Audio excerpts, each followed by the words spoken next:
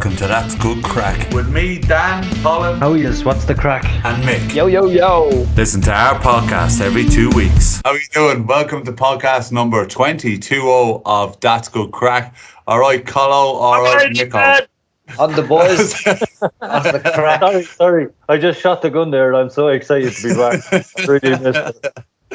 Yeah, it doesn't actually matter at this stage if anyone is listening. No offense to anyone, you know what I mean? This is our monthly now therapy session. It's like we have great intentions, but it's been tough.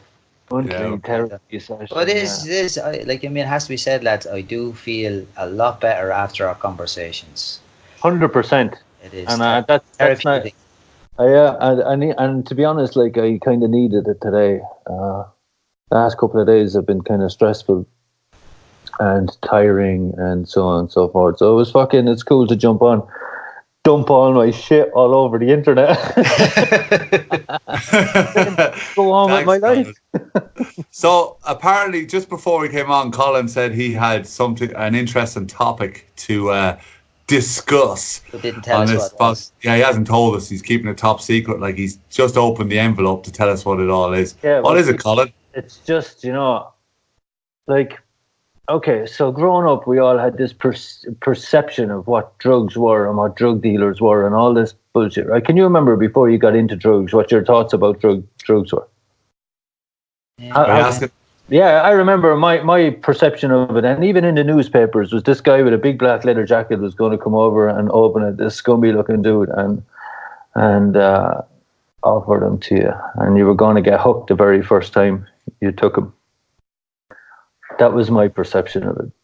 Okay. Mine was because I loved all the gangster movies, particularly the kind of Boys in the Hood and that sort of stuff. So mine was always of lads with guns and big bags of fucking cocaine and fucking that image. You know what I mean? Selling drugs, a kind of glamorized image. Tony Montana with machine guns. Yeah, that sort of shit. Cocaine. But I always forgot the end bit where they ended up getting killed. I always thought that, they're all fucking, it was the life of Riley, it was class, it was something to look up to, Some crack on the way there, though, but what was my perception of it? I suppose before you even smoked a joint, right?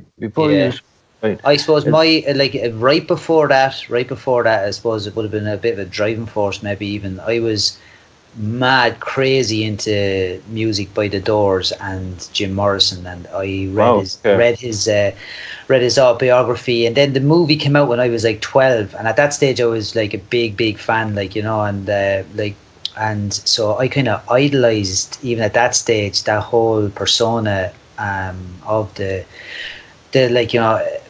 life of excess, so yeah, I did have a kind of a warped. Before that, it's hard for me to I would have had a kind of stereotypical, I suppose, as a young child I would have had a stereotypical view of it, because I wouldn't have any experience. But yeah, pretty young though, I did have that, because I didn't know what drugs were until I was about 12 or 13. I didn't really, it's not like now where, you're kind of, I even remember talking to my kid when he was younger than that, and talking about drugs, but not in a big, no, but not, oh man, you want to see me? You want to see me when I was 22? You need to try this shit. It's still more than he took that. No. It was more when it had come up in movies or conversations or, that kind of thing, it explained, So my question today is, what is the truth about drugs? Oh, that's a simple one. From your perception, from my perception, I'll tell you because I was thinking about this a while ago, and there's so much it's kind of even how I come at it from the perspective of telling a kid, right, why you shouldn't take drugs, right? When I was growing up, they told you you're going to die, right? You'll die. That was not in so many words, but that was the focal point of why you shouldn't take drugs, But you're not going to die, and you're going to have a really good fucking time for a while. My thoughts on it is I suppose drugs for me, and drinking to a certain extent, like I just don't see the value of it. I don't see the value of it, and when I think of drugs, I don't think, oh, I'm going to die if I take them. I just think I'm going to have a really drawn out, monotonous, boring fucking life. But the truth of it is, when you take them first, they're amazing. And for me, they were amazing. They gave me a sense of fucking belonging that I'd never found all my life.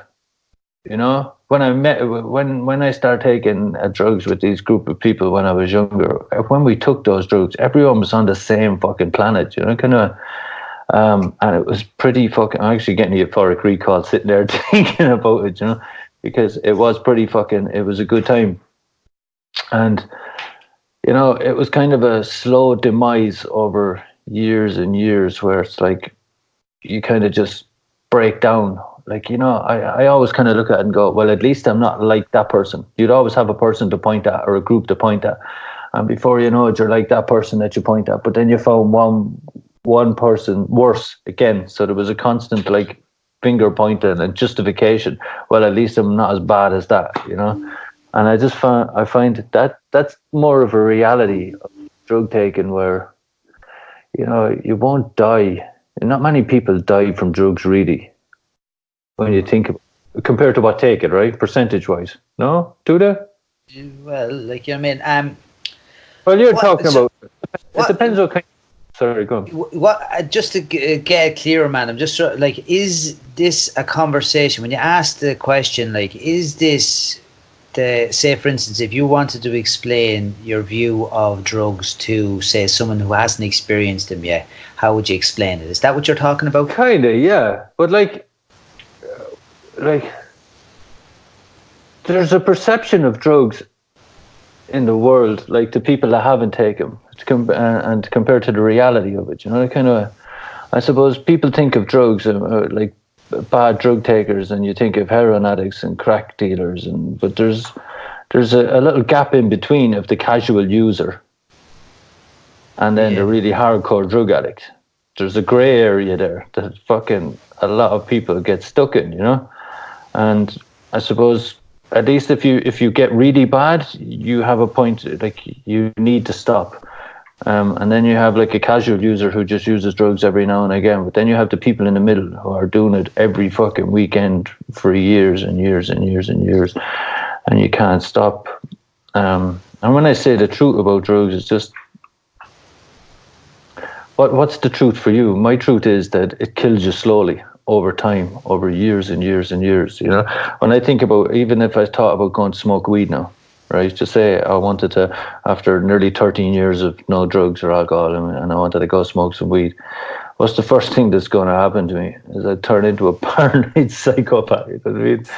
And I'd hide in the bedroom for fucking days, you know, that kind of, or until it wore off or something, and, you know.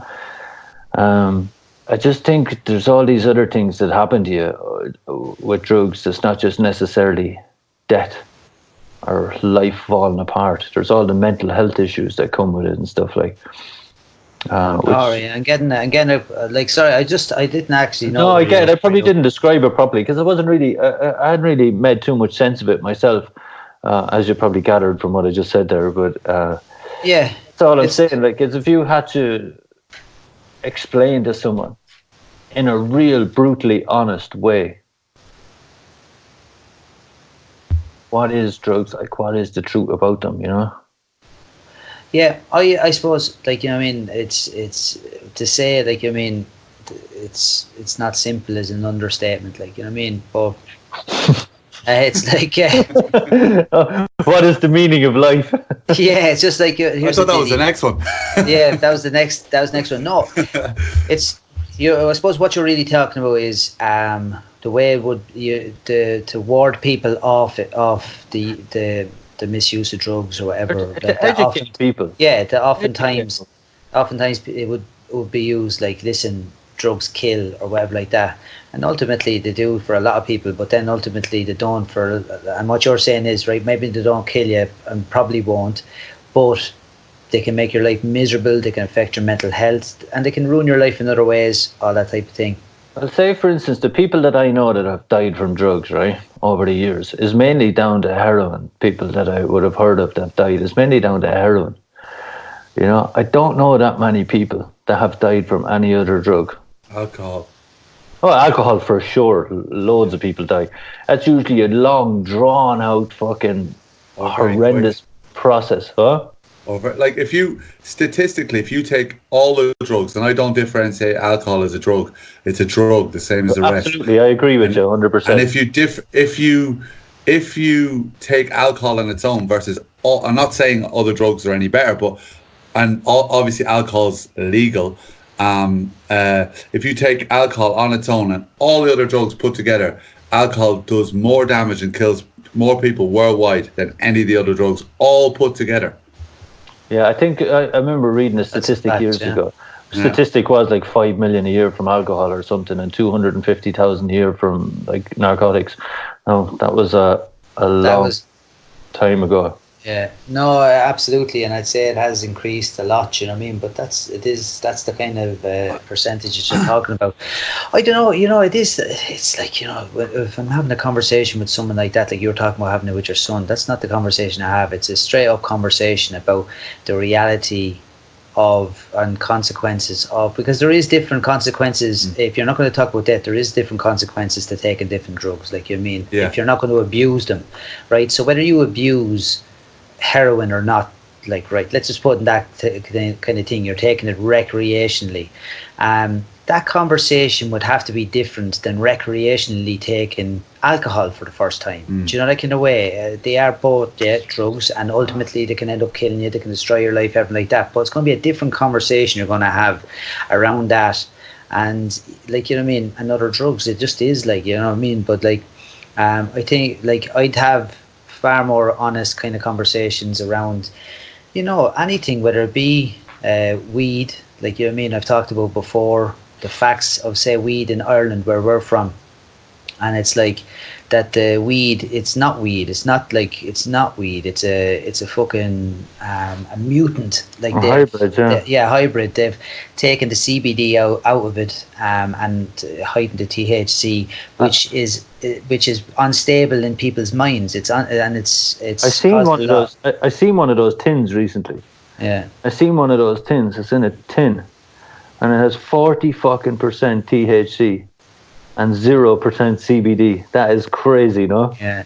So they take it out, and the CBD actually, it helps manage it in a person's, like, processing it in their mind, and it's actually causing massive mental health problems in this country, like with young people. It stops being like natural, that. then, doesn't it? Yeah, but so, you know, it's actually a different drug. Like, if you alter it to that extent, people just think it's weed, and the whole culture that's built up around that, it comes from Mother Earth, you know what I mean? Bullshit. It's not. Like, you know what I mean? It's not the same thing. It's not, it's just not, like, and it's having a vastly different effect on people. People I went to school with, people I grew up with, people I would have done drugs with, you know what I mean? And I meet them now, and, like, you know what I mean? It's just, they've changed, and it is from this, like, highly potent stuff that they're using, and it is affecting their mental health.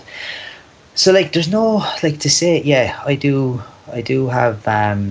class all these things as drugs, but I would find there's different conversations to be had about many of them. And, like, an awfully popular thing now at the minute is prescription drugs that are prescribed, you know. So you have Valium, you have all these type of things that, like, you know, people are freely dealing in. They're using them as top-ups to their weed, or to top-ups to their alcohol, or whatever it may be, you know what I mean? And that's a massive problem that's waiting in the wings. Well, it's there, but, like, people don't know about it yet. They're not actually acknowledging it. Who has a conversation with their kids about that, you know, like, in a way? And it's seen when people get them in a packet like that, you know what I mean? And it has some legitimacy to them. But, like, it's and the Colin, you know well, and I'm sure you do that, Danny, as well. Like, I mean, the severity of a prescription medication addiction, like, you know what I mean, it's atrocious, and trying to get off is an awful thing. That is just as severe as heroin addiction. Well, coming off it could be more difficult, you know what I mean? Coming off it, it's like coming off alcohol, I think, where you can have seizures, you know, because it attacks your nervous system. Have you ever seen people withdrawn from alcohol over the years? Have you ever seen anyone? I've had to do it. I had to do it. Like proper? Yeah, with medication, yeah. Wow. Were you that bad drinking, yeah? Yeah. Wow, fucking hell. There you go. No, you 10 years. No, a lot longer than that. 12 years, 12 or 13, so years. yeah. 13 years, and I didn't know that. Well, there you go, huh? Every day's a school day. But it's the truth, though. It's like fucking. I've seen older people, men, coming off it, like, and they having seizures, proper full-blown fucking seizures, and I'm pretty sure like benzodiazepines are the same. Well, when it comes down to opiates, like they have in America now, it's like this chronic epidemic. More people die from opiates every year, I think, than from gun crime or something. I've seen some statistic, and they have a lot of deaths by the gun over there. And like they have these pain pill shops just popping up everywhere. Who does that? Like, there's nothing else being sold in the shop, only pain pills. Like, there's someone massively responsible for. In Ireland, though, I see in Ireland, one of the problems now is prescription medication. Oh, it's a massive one, man. And like you said to me before, you have rappers, talking about it, and when you said that to me before, I kind of every track I listen to now, they're talking about half a Zan in the hand. That's it, yeah, trades of Zan. Yeah, trades of Zan. Took half a Zan, took a flight, blah, fuck. Yeah, I don't know. Deep lyrics, man, deep. That was really missing out on the youths. Fuck. Youth today, yeah. Lyrical master, there's no fucking disaster. I remember when I was younger, man, me fucking dad, right? He gave me a book, and it was literally like the facts on drugs, you know what I mean?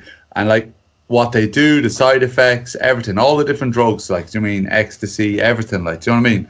And it became while I was using my Bible or go-to when I was going to take a new drug, I was reading about it, and I kind of, look, it didn't stop me from going down the way, the avenue I went, but it did educate me on what to expect when I was taking those drugs, you know what I mean?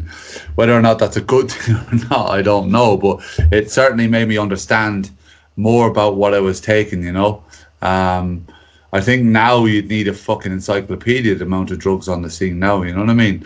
There's all these fucking weird names I've heard from people, that I haven't a clue what they are, It's just evolved, like. I'm like, say, in theory, I'm not into like people having to be controlled in that way, you know what I mean? All that, but I'm also not into people blindly doing stuff either. Like, I mean, it'd be great if everyone was informed properly on this stuff and everyone knew the consequences of what they were doing and everyone understood what they were taking. And you're talking with young people here, like, and they don't. They just don't, like, you know what I mean? And it's like, so like, I'd like to see a lot more proper education around it, like, you know what I mean, and of course in theory I'd love for it all to be free and, like, you know what I mean, everyone to make responsible decisions and everything like that.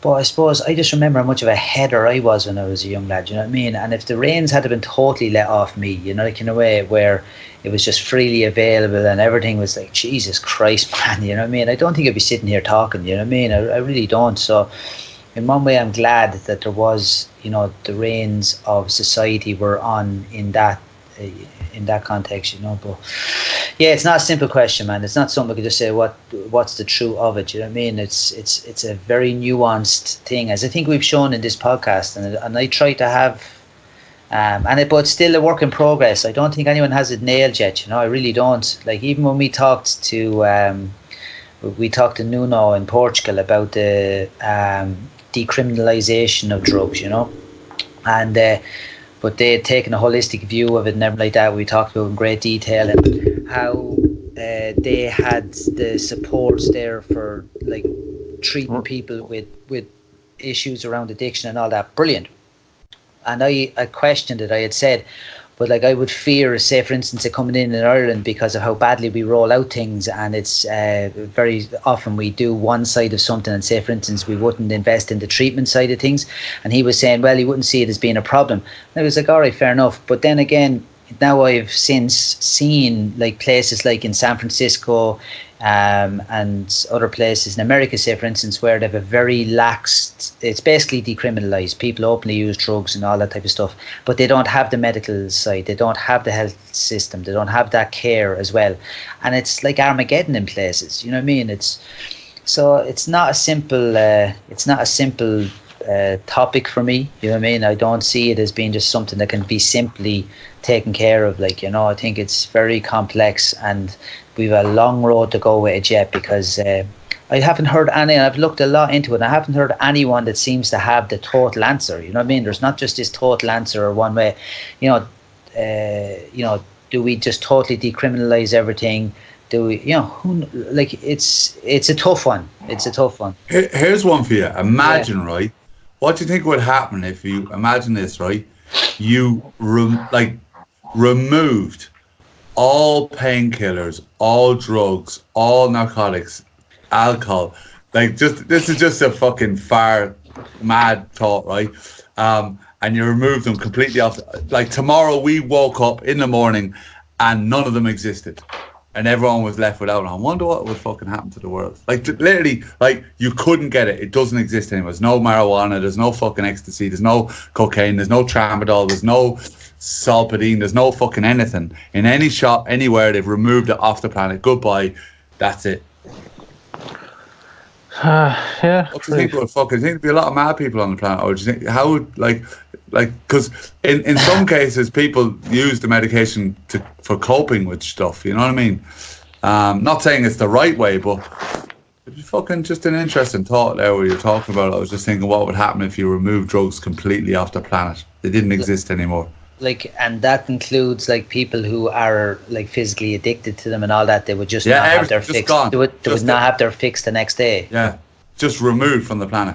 Well, I'm not saying it's. I'm going to tell you a good one now, right? Yeah. Do you remember when a certain Irish gangster on the Costa del Sol got caught in Spain? He was the guys that was controlling the whole of Ireland. Yeah. Do you remember that, Mick? The Kinahans. Okay. All right, I don't remember. Okay. Well, they got caught for something anyway, and they got put into jail. But the drug flow stopped coming into Ireland. Oh, back! I thought, yeah, I do remember. No, not recently. Yeah, the drought, yeah. The drought. That was a proper, like, no drugs, no nothing, right? I remember seeing people that were on heroin around my town for years, all looking healthy as fuck. Yeah. They had there was nothing. It wasn't like you could go to Dublin or you could go, to the other side of the country. And that's just, when you say that. I heard of people like travel to England, you know what I mean? Travel to England, get flights to Amsterdam. I've heard of all that stuff, like, taking risk. But I remember specifically lads that I'd seen around the town, like tapping for money or whatever for years, all looking healthy after about 3 weeks. 4 weeks. You had no choice. Did you see anything? There's your answer, Danny. There's your answer. But there was. Yeah, I'm telling you, it was crazy. I'll never forget it.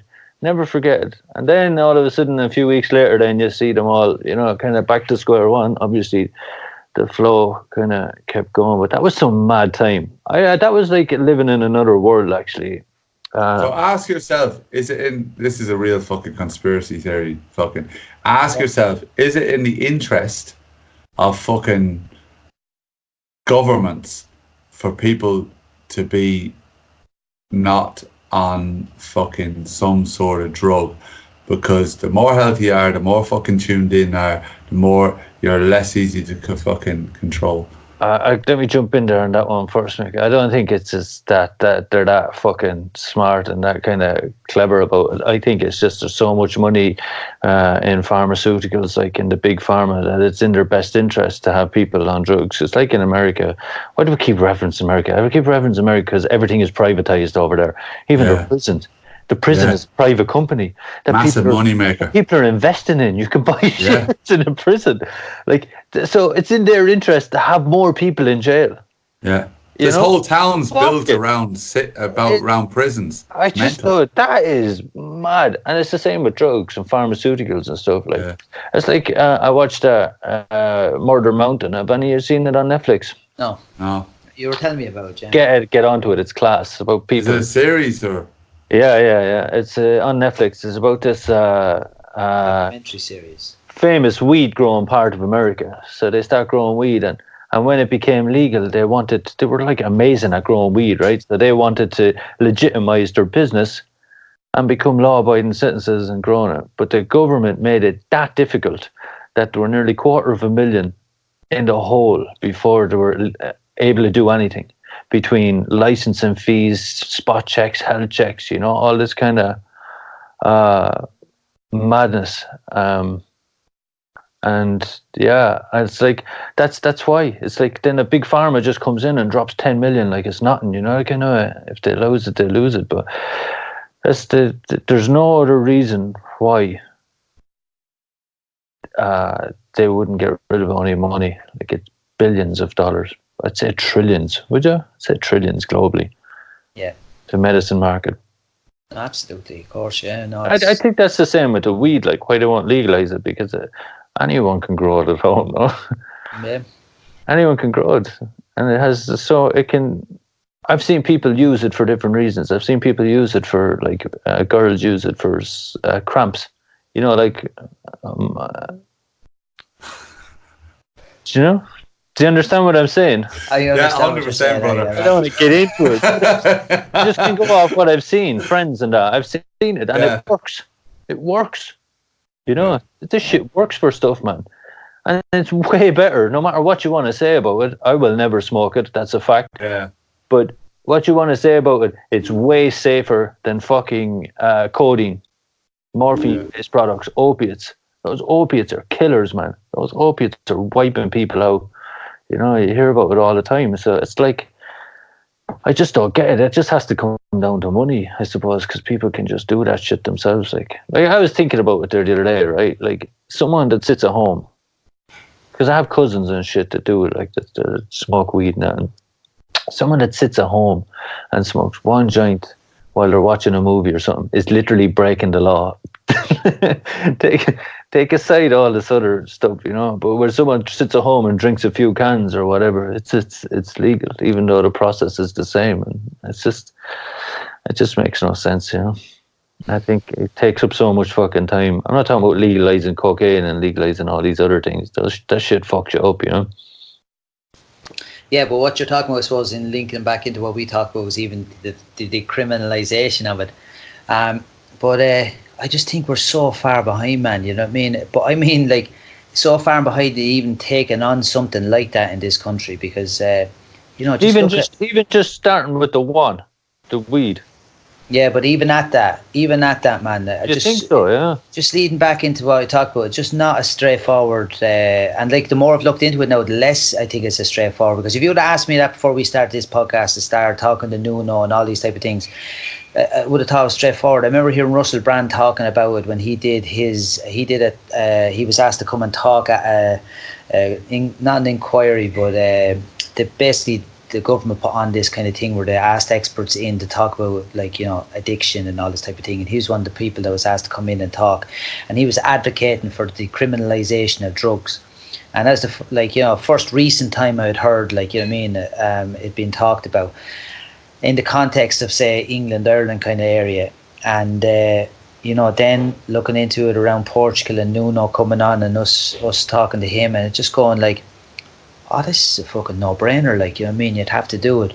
But it's like, again, it's back to me fear. I know I keep harping on about this, but it's like, if it's not done properly, you can look in places where it's not done properly. And so, say, for instance, like, we're talking about, when you say weed, and look what it's doing to people's mental health, like, in this country, like, and because of, there's no regulation on it, so the stuff that's being put out there is extremely detrimental to people's mental health. It's like, it's very not potent, even, but it's even not the potency, like, even back when we would have been around, right? Say, for instance, there would have been purple haze, there would have been all these type of things that you could have gotten, say, from Amsterdam, and all this skunk, whatever it may be, right? So these were extremely potent weeds.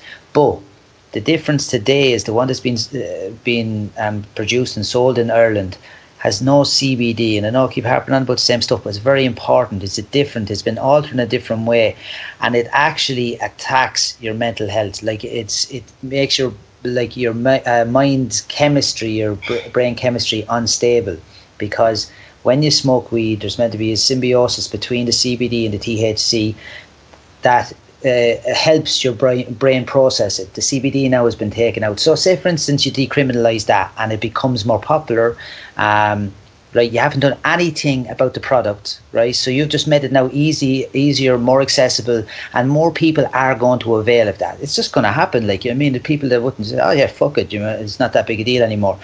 So you are getting into a situation where you have a drug that is, people don't know about, they don't understand what they're taking, they don't, like, generally speaking, they don't. And so you're getting into a thing then, do you actually go and try and, like, it's just not, like, the way it was done in Portugal, for me, it's like, it's that holistic way of approaching it is the only real way that it'll work. If you decriminalise things and you kind of take the reins off, and which I would have always been in favour for. You can see places in the world where that has happened and there isn't the support around it. There isn't the support that happens for the people who slip through the net or that have those issues, mental health issues. Look at the state of the mental health facilities in Ireland. I know lots of people, suicidal, have turned up at mental health institutions, have been turned away. They've literally been turned away, and it's happened like a lot, over the last year, a couple of years alone, where people have gone, they've been sent away and they've committed suicide, like, because there wasn't the facilities to take them in. So if you have an influx of people, which there is, like, just not far from where I live, there's a mental health institution or whatever you want to call it, and it's like full of people there over the use of psychosis, weed. Yeah, from weed though. True. I know, man. I seen the effects of weed like that on people when I was younger. Go back fucking 15 years ago. I seen one or two now, not mad. Yeah, no, it wasn't as big a thing at all. Like, I don't think hashish was as bad as the shit that's knocking around now. No, absolutely not. It's just a different thing. Like, and this is what people aren't getting. It's just called the same, but it's not. It's a different thing, and it has very different effects on people. So just for me, and of course I'd love it to be that way. It's just like there's so much other stuff for me would have to happen for this to work. Do you know what I mean? That it's just with our culture, like, you know what I mean, we abuse stuff. Do you know what I mean? It's just, for me, it's just not that straightforward. I just don't think it's like, oh yeah, we'll decriminalise it, and then for that person that's having one joint at home on their couch, not many of them, man, are ending up in trouble with the law. It's not really, it can happen hypothetically, I get it, but it's not really the one that's it's not generally what they're after. No, I don't mean the police are going to come kick the door in and so on. I get what you're saying though, like, you know, just the fact that it is actually a criminal offence. You're considered a criminal for doing something like that in the eyes of the law.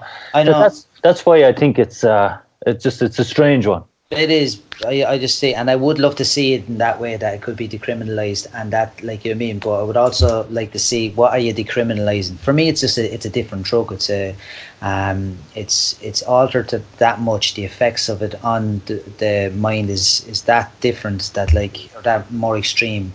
I just don't think it's not doing what it says on the tin. It's maybe if they decriminalised it with, like, a certain THC or CBD level. Yeah, regulating the levels in it, maybe. Then you're going into a totally different thing, lads. If you try to regulate, like, then you have to have it that it's all legal. Like, you're going into a minefield. Like even Nuno said it, like, that they wouldn't entertain regulation, because when you go into regulating the actual drug, then you have to control it. Then it becomes a totally different thing. No, I mean, not you're not legal. You'd have to regulate it if you're legalised it, but as in, it's like, regulate the limit that's decriminalised. So say, for example, it's like, it's before it was illegal to drink and drive. Now I think there's zero tolerance in Ireland now, is there? Or was there still a limit? Basically, yeah. Maybe Okay, so at some maybe stage 3 there or 4 was pints or something. I don't know. half a bottle of vodka. Few small ones. Imagine that was the actual legal limit.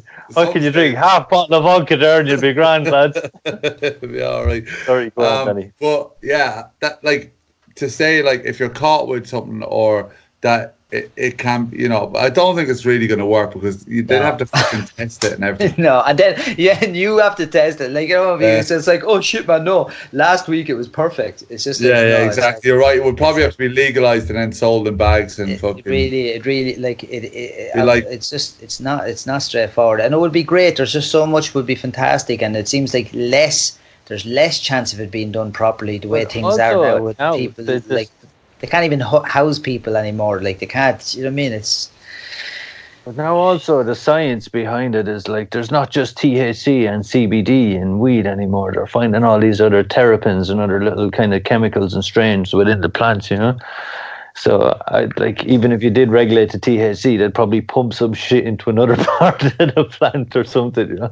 Yeah. It's mad. It's mad. It's mad. This one fucking plant, how much hysteria it causes all over the world. Like, you know, it's mad though. The question you asked at the start, like, clearly the conversation has kind of got to the stage where it's like, this is no motherfucking simple question. This is like, and then it depends on, even you're taking it. We discussed one drug there, like how many different fucking versions of that one fucking drug. And then every drug that, you know, has an effect or a mind-altering effect, if you're going to have a conversation with someone about those drugs, it is, as Mick said, each one requires a separate conversation. You know what I mean? Like it's, you know what I mean, the side effects, the whatever, you know what I mean? For example, like, here's one for you, right? I know what I am. I'll talk for myself. I'm an addict, right? I'm in recovery. I know that, like, any kind of mood or mind altering substance is dangerous in my hands. You know, I'm going to end up, you know, it's going to bring me back to the place where I was brought to before I decided to take another journey without alcohol and drugs. But what I'm going to say is that there is people out there who can go and take an ecstasy once a month or once a year and leave it at that, have a good night and not fucking.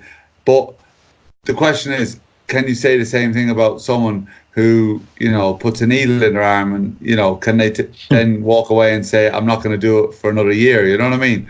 So, well, like, on that alone, you know what I mean? Well, like, I personally know people who had been able to do that, like, you know what I mean, that, like, yeah, and they would use other drugs, but say for instance once a year they would use heroin, like, you know what I mean. Wow. Like, yeah, but like, you know, see, again lads, right, see, this is the thing, and this is the good thing about having this weekend. Yeah, I'm not advocating that, that's obviously, that's like, you know what I mean, that's the exception that proves the rule.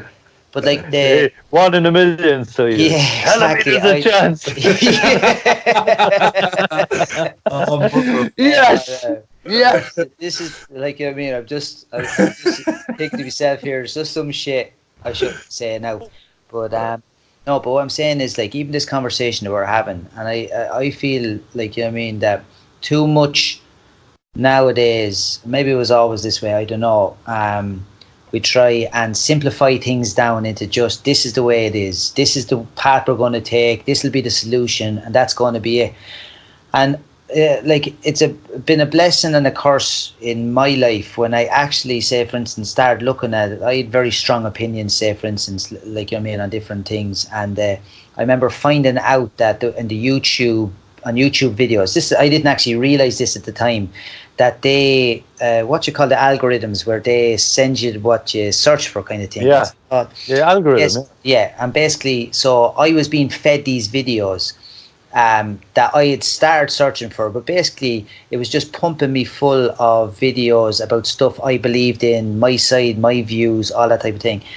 And when I found out this, I was like, shit, it just never registered with me. And I was like, I'm going to start looking, actually actively looking at the other side of these issues, right? So there's issues I felt very strongly about. I was boycotting products. I was doing all this type of stuff, you know what I mean? Where I was like feeling very strongly.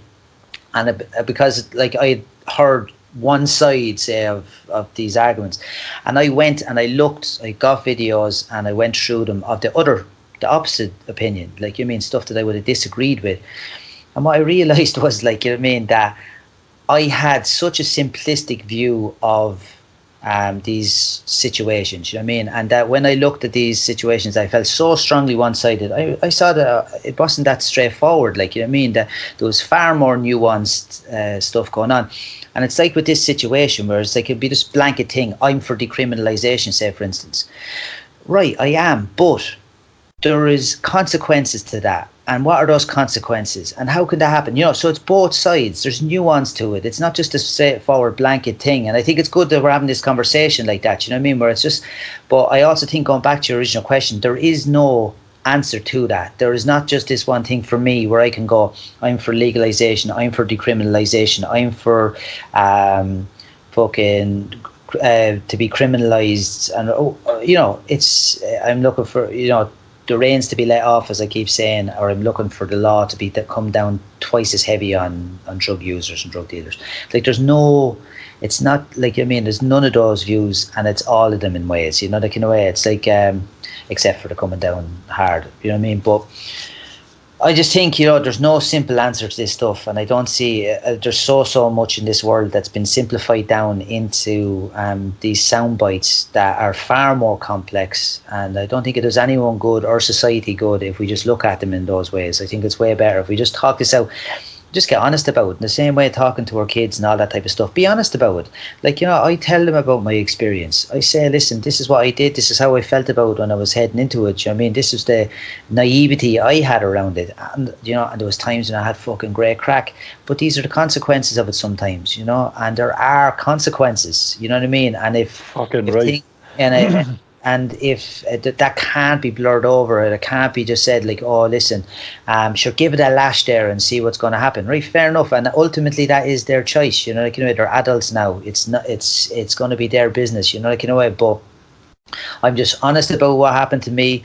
I'm honest about, like, you know what I mean, how I felt before I went into it. You know what I mean, and I was honest about the effects it had on my life. You know. And hopefully they can take something from it. Hopefully, if they run into some of the situations that I run into, they might kind of go, fuck yeah, you know, Dad was talking about this, maybe I'll go and ask him about it, you know what I mean? And I'd be like, get out the gap. But throwing elbows. Yeah, no, there's a rant, but like, you know, I think that's it. There's just, even when you asked the question, I was like, whoa, you know what I mean? It is one of those ones. There is no simple answer to it, and I don't think there's I'm not talking about I don't think there's a simple solution to these problems, like, you know what I mean? No. I was kind of like, what's the truth about drugs from my perspective, right? I'll break it down in Anna Barry style. Do you know who Anna Barry was? Of course, yeah. Anna Barry books for 4-year-olds. So they were, for people that don't know, they were books we were given in national school to learn how to read, wasn't it? Yeah, when you join school first, you know, as a kid, as a 4-year-old, 5-year-old, whatever. Simplified is, like, if you take drugs, try them out. They're fucking fantastic. They're great, and it depends where you're at in your life. I think that's key, man. I think how fantastic they are is really about where your life is. But listen, if you're in the shithole, they're fantastic. This is it for that time, yeah. For that time. If you're in a good place, they're still fantastic, but you don't have, my opinion, you don't have the same want for them. Like, you look at those people at house parties that take an E and drink, or take a few lines of coke, and they go home and get into bed at 3 o'clock in the morning. And the same person is taking the same coke and drinking the same drink at the same party, but can't go home for 3 days. You know what I mean? And but it's true though. And it's like, what is it? And like, a lot of it comes down to like insecurities and loneliness, and not wanting to fucking, and not being able to, you know. Which one are you? You're just about to throw the dice. Me? No, I just mean the people that you are throwing a dice. You fucking are, and that's a fact. If you're anyway insecure and drugs make you forget about that, that's a dangerous game. That is a fucking dangerous road to go on, you know. And I just think, you know, for me, they made me feel confident. And so it was kind of strange, right? Because I was a very confident I was confident. Then I started taking drugs and I lost the confidence a little bit, I think. But then I started taking other drugs and I got the confidence back.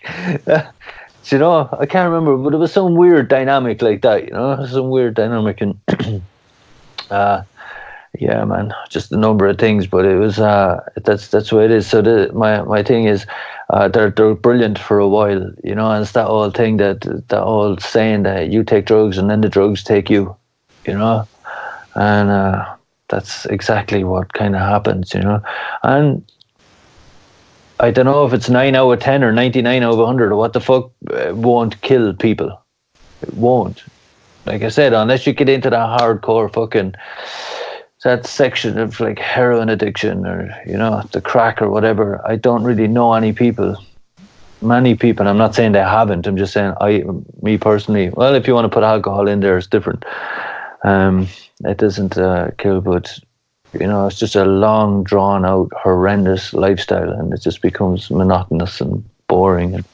And they're the people that I kind of feel sorry for a lot. Is the people that are stuck in that grey area of being occasional recreational users, and then the people of hardcore drug addiction, and then there's that gap in the middle that you just kind of get stuck in a rut for years, and that brings on lots of psychological issues, man, and fucking damaged brain cells and I've seen it, and I still see it to this very day. You know, people that I grew up with.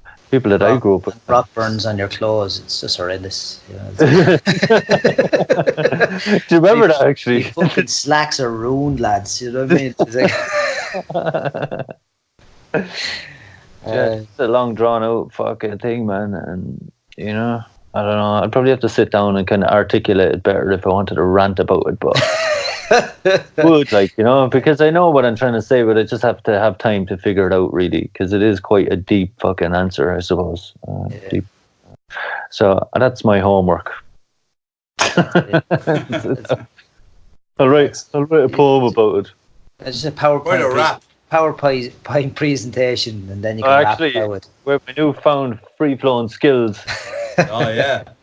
Fuck, yeah. Bring us on some motherfucking thrills. Yeah, man. So that's what I'll do. I'll write a rap. But, rap about the meaning of drugs, along with the meaning of life, all in one fucking rap. So how long? How long are we on this? It must be nearly time now, is it? Yeah, it is. Yeah. But yeah. So that's the fucking crack, lads. It's an interesting one about. Don't think there was any conclusion other than it's quite a complex subject, and Colin's a fucking born rapper. Freestyle bitches. Yeah. I will be his manager. He will be touring Ireland soon enough. Oh, Jesus. Oh my God. His tour is called Crack is Whack. It's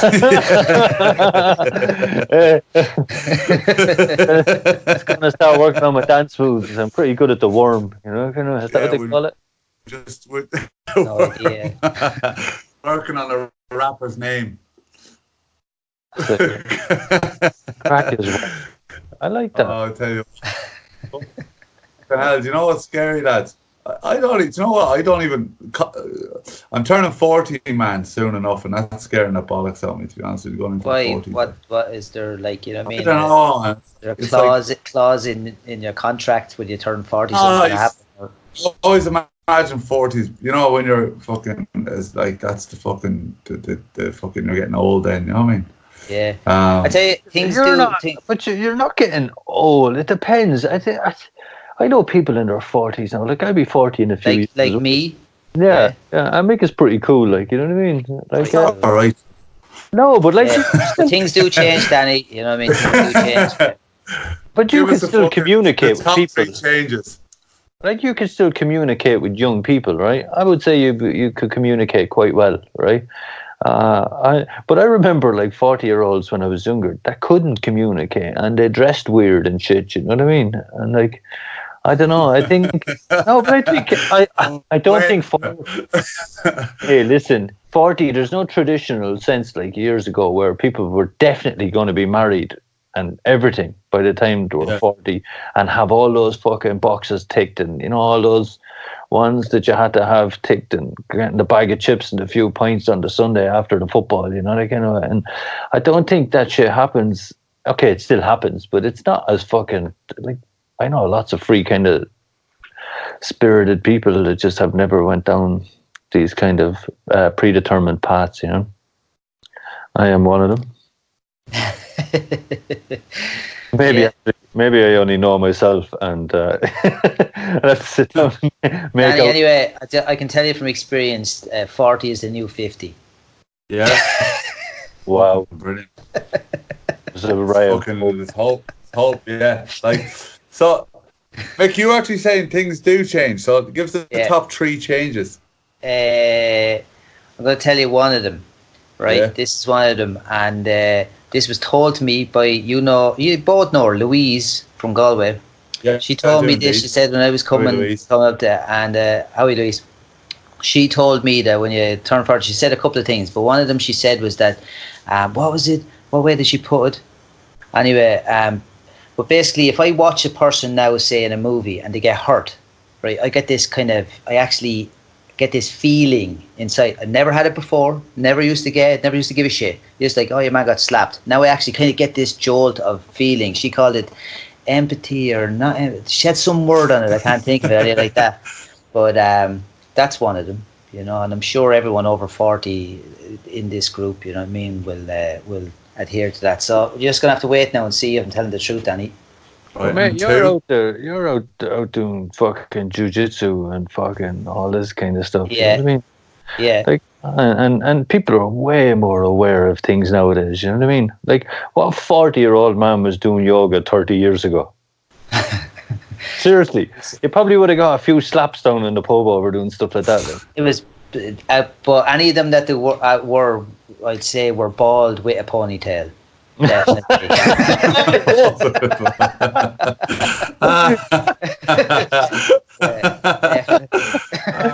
Oh my God, that's so true. Isn't it? No, but think about it, right? How many people back then, how many 40-year-olds were doing CrossFit, right? Back 30 years ago. No one was doing it, man. But no, that kind of stuff, no one was doing it. And just maybe playing junior B football or something, that kind of stuff. But I just think people are younger nowadays, Like, it is kind of scary, though. Yeah, man. It is scary a little bit, just from the perspective that, Just having a 4 on the old fucking, I mean, I hit the 30s, I was like, right, all right. And then I was like, it seemed like a long fucking way away to be the 40, And I was like, fucking, and then I'm just thinking, it's only a couple of weeks now, I'll be fucking the big 4-0, you know what I mean? You'll just accept it after a while. Oh, yeah. Yeah, you kind of accept it. By the time you're 50, you'll accept it. Yeah, you just accept it. You get 40, start to think, actually, 40 wasn't that old. Yeah, it's like, Danny, get over it. It's cool. You know what I mean? There's no problem. It'll give you. Use it to. It's actually my birthday. Encouragement. When? The 20th of this month. Yeah. Oh. Are you Scorpio?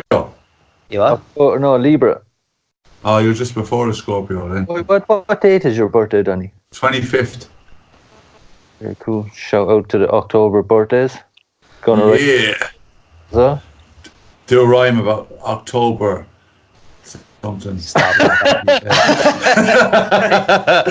What do you rhyme with October? There's an online thesaurus there you can get. That was a killer. October.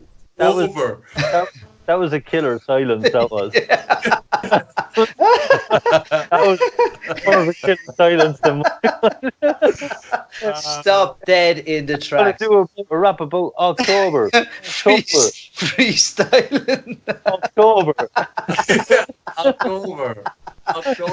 Yeah, just couldn't get me flow.